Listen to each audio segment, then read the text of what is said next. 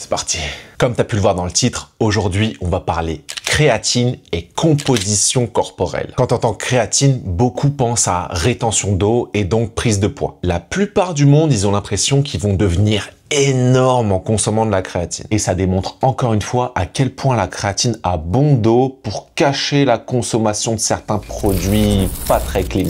Dans une précédente vidéo que j'ai faite sur les effets de la créatine sur la masse musculaire, ce qu'on pouvait retrouver, c'était qu'après 8 semaines d'entraînement et de consommation de créatine, on avait une augmentation de 0,16 cm pour le triceps et 0,10 pour le biceps. Pas suffisamment pour faire un Mister Olympia. Donc, au niveau local, la créatine, elle permettait une augmentation de la masse musculaire, mais cliniquement, donc sur le terrain, insignifiante. Aujourd'hui, je vais vous présenter une super belle méta-analyse qui va remettre un petit peu en question tout ça. Salut, c'est Tim, étudiant au doctorat en sciences du sport. Aujourd'hui, donc, on va parler d'une méta-analyse sur la créatine à la suite d'un entraînement en musculation sur la composition corporelle. Cette méta-analyse-là a été faite en 2024, donc ce que je te présente, c'est brand new. Comme d'habitude, c'est la chaîne à regarder si tu veux tout savoir sur l'entraînement en musculation, les suppléments alimentaires, le dopage, d'un point de vue scientifique. Premier point, la créatine, c'est pas du dopage. Il faut le rappeler, la créatine est aussi produite par le foie, le pancréas et les reins. Tu la retrouves aussi dans l'alimentation omnivore humaine. Dans 1 kg de viande crue, tu vas retrouver entre 3 et 5 grammes de créatine. Tu comprends assez vite que l'avoir juste par la nutrition, c'est ni bon pour la planète, ni bon pour toi. Au final, t'es un petit peu écolo si tu consommes de la créatine sous le format de poudre. La molécule de créatine a été découverte en 1832 par Chevreul et c'est seulement 100 ans après qu'on a découvert qu'elle jouait un rôle essentiel dans la production d'énergie lors de la contraction musculaire. C'est d'ailleurs la raison pour laquelle la majorité de la créatine se retrouve à être stockée dans le muscle squelettique. La consommation de créatine en Amérique, c'est 4 millions de kilos par année, soit un tout petit peu moins que celle de la Je pense que je vais biper le mot parce que sinon je risque de me faire censurer. Bref, autant te dire que 4 millions de kilos, ça en ferait du monde dopé. Les recommandations en termes de consommation de créatine, actuellement, sont entre 3 et 5 grammes par jour. Et ça, de manière continue. Concernant les phases de loading, on le sait, elles sont pas essentielles. Surtout si tu consommes de la créatine sur le long terme. Mais pour ce genre d'études-là qui n'ont pas toute l'année devant eux et à court terme, ça peut être super intéressant. Pendant de nombreuses années, les chercheurs se sont focus sur la relation entre la consommation de créatine et les gains de force et d'endurance musculaire. C'est seulement par la suite qu'il y a eu un intérêt sur la relation avec la masse maigre. Avec aussi de nombreuses études qui se sont contredites, d'où l'intérêt de cette méta-analyse aujourd'hui. Premièrement, ce qu'on sait, c'est que à elle seule, la créatine ne permet pas l'augmentation de la masse maigre. Il faut qu'il y ait un entraînement en musculation avec. Pourquoi je dis masse maigre ici et pas muscle? Eh bien, tout simplement parce que la masse maigre ne comporte pas seulement la masse musculaire. Ça comporte aussi l'eau, puis les organes. En réalité, en science, c'est super difficile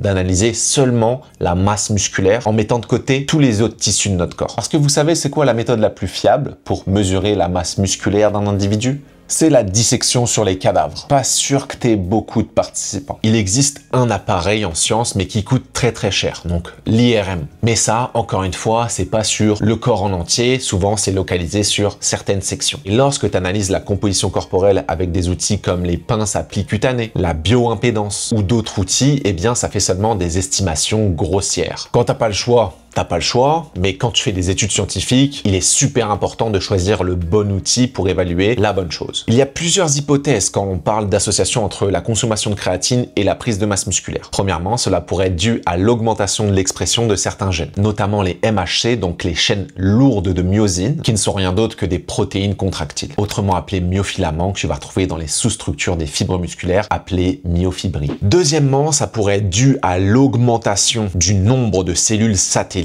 en comparaison à un entraînement seul. Et ces cellules satellites, ça n'a rien à voir avec l'espace. Pour faire ça simple, c'est seulement des cellules qui vont donner leur noyau et permettre la prolifération, la différenciation et le fusionnement au niveau des myofibrilles pour en créer de nouvelles. Et donc, par conséquent, augmenter le volume de la fibre musculaire. C'est ça qui se traduit par ce qu'on appelle l'hypertrophie musculaire. Le troisième point maintenant, ça pourrait être dû à la rétention d'eau intracellulaire. Lorsqu'il y a rétention d'eau, ça va potentiellement envoyer un signal d'augmentation de ce qu'on appelle la synthèse des protéines. Et ça, dans le temps, ça pourrait justement favoriser l'hypertrophie musculaire. On finit avec la quatrième hypothèse qui finalement va se retrouver numéro 1 en termes de probabilité. On parle de l'augmentation du stockage de phosphocréatine et ou de la resynthèse de cette phosphocréatine-là. Ça, au final, ça permettrait à l'individu d'avoir un volume d'entraînement plus important. Vous vous souvenez, avec la créatine, on a parlé de l'augmentation de l'endurance musculaire. Et donc, ultimement, si tu es plus endurant, tu es capable d'en faire plus. Si tu es capable d'en faire plus, tu augmentes ton volume d'entraînement. Et l'hypertrophie musculaire va répondre justement à ce volume d'entraînement-là qui est sa variable numéro 1. Et c'est donc ça qui permettrait le développement de la masse musculaire. L'objectif aujourd'hui, c'est pas de définir quelle hypothèse est vraie ou non, c'est juste de pouvoir comprendre à travers un large échantillon d'individus si la créatine monohydratée permet d'augmenter la masse maigre. Avant de passer au résultat, oublie pas le petit like qui fait plaisir et de t'abonner à cette chaîne si tu as envie d'avoir encore plus de contenu de cette qualité.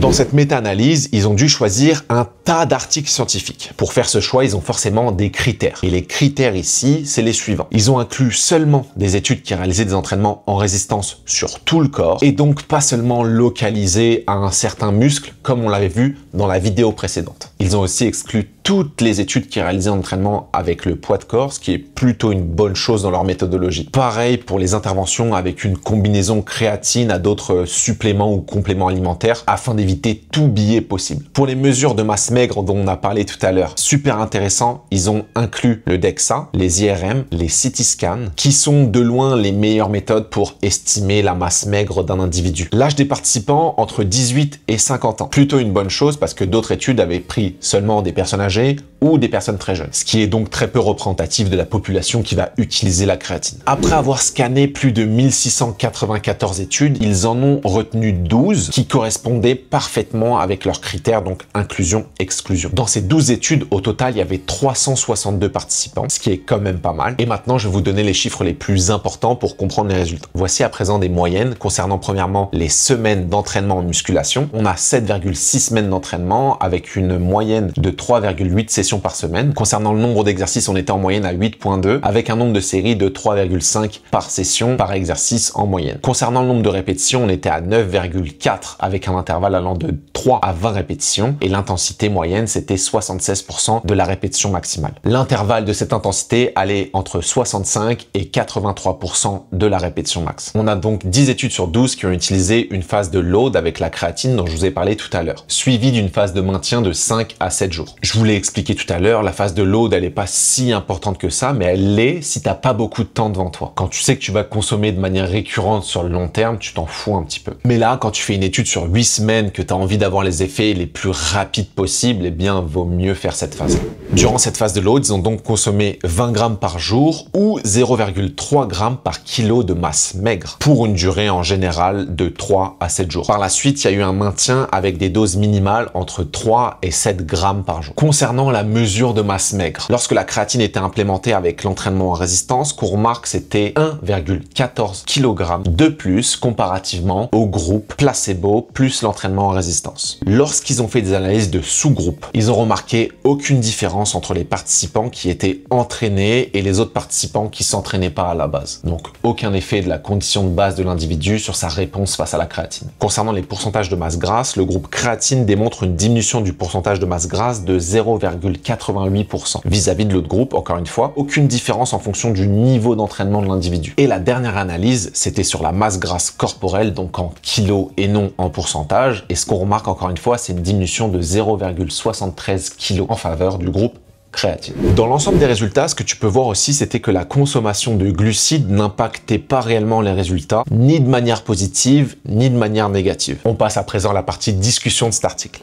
Les résultats que je vous ai présentés grâce à cette étude sont super intéressants, surtout qu'on parle du corps au complet. On a pu effectivement remarquer une augmentation de la masse maigre d'environ 1 kg sur 8 semaines. Et ça, seulement lorsque l'entraînement en résistance était associé à la consommation de créatine. Cependant, il y a un petit point qui est rapporté dans cette étude et qui est super intéressant lorsque tu compares cette étude à ce qui a été observé avant dans la littérature. Les auteurs, ils ont un petit peu de mal à comprendre ce point-là. C'est parce que si on regarde dans la littérature globale, l'entraînement en résistance à lui seul, durant approximativement les mêmes périodes, il pourrait déjà amener à lui seul donc une augmentation de la masse maigre aux alentours de 1,5 kg. Et là, pour rappel, on a une augmentation de 1,1 kg. Donc la petite parenthèse que je vais faire ici, c'est attention aux résultats que vous voyez dans les études. Même dans les études scientifiques, quand tu considères pas l'ensemble des autres études, fais attention aux résultats que tu peux y retrouver. Tu peux parfois penser que c'est super incroyable le résultat que tu as retrouvé, alors que l'hétérogénéité des méthodologies ou quelques nuances font en sorte que les résultats sont tout d'un coup pas mal moins magiques. Lorsque je vous ai fait la précédente vidéo justement sur cette thématique-là, on le voyait sur le papier. Oui, tu as une augmentation significative de la masse musculaire au niveau du biceps et du triceps, mais sur le terrain, au final, t'en as rien à faire quasiment. Il y a un autre résultat qui est super intéressant dans cette étude, c'est la réduction de la masse grasse et aussi du pourcentage de masse grasse vis-à-vis du groupe placebo. Et les mécanismes associés à ça, ils sont encore assez flous pour les chercheurs. Ici, on parle d'une potentielle augmentation du métabolisme de repos ou de la dépense énergétique liée à l'augmentation du volume d'entraînement. Mais rien de tout ça est démontré pour l'instant. Il faut garder à l'esprit que dans les résultats que je vous ai montré aujourd'hui, la proportion de femmes, c'est 13%. Donc difficile de généraliser ces résultats-là à la population féminine. La créatine a démontré plein d'effets bénéfiques et ça reste toujours les mêmes conclusions. C'est l'un des suppléments alimentaires les plus sous-cotés du game. Il y a deux choses qui sont sûres avec la créatine. C'est que oui, c'est super utile pour ta performance, mais que non, tu ne te transformeras pas en taureau en déficit de myostatine quand tu vas consommer de la créatine. Merci d'avoir suivi cet épisode et on se retrouve très vite pour parler de sciences du sport car la science évolue vite, ne te laisse pas dépasser.